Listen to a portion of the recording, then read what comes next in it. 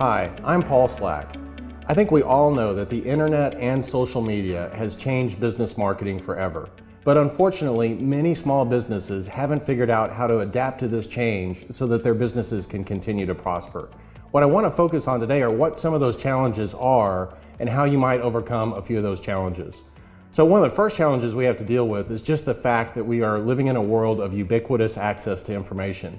This is a great quote here that just says, "A world of information creates a poverty of attention." It's hard to believe that that quote is from the 70s, but wouldn't you agree that that's the world that we're in? There is so much noise going on from a digital perspective that what do you pay attention to, even as a consumer? Here's another great quote from Eric Schmidt from Google, who said, "Every 2 days, we create as much information as we did from the dawn of civilization up until 2003.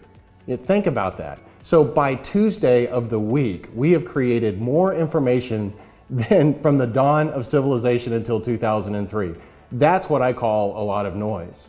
When you look at this slide here, you'll understand that adding to the noise is the fact that there are 1 trillion web pages out there today.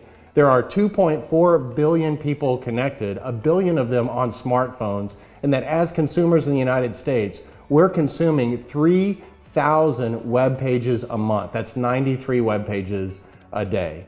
And so as digital marketers, or just as marketers in general, just think about all the options that we've had over time. In the early days up until the 70s, we had very little options, right? It was newspaper or something in print. And then you have the pre-digital era where we started getting some additional options that we could use to try to get through that noise and get in front of our target audience. But look at what's happened in the digital age. So not only do we have a ton of noise to try to cut through to get to our customer, but on top of that, we have 1 million choices. And so what we're seeing that's happening with small businesses is they're faced with this dilemma of how do I get to my audience, but which of these digital tactics should I really try? And the answer is it's not all of them, and you've got to pick the right mix. But at the end of the day, it's all about your customer and beginning with the end in mind and understanding that your job as a digital marketer is to understand what their needs are and understand that what they're spending time online doing isn't necessarily transactional. In fact, only 3% of searches on Google are transactional.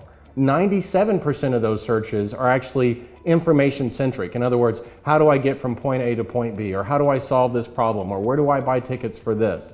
And so we need to understand your customer and why they're using the web and understand that they're going to spend more time on content sites than they are on Google. And so how do you come up with information that's going to educate, inform, and engage them and answer the questions that you are a subject matter expertise that you can answer?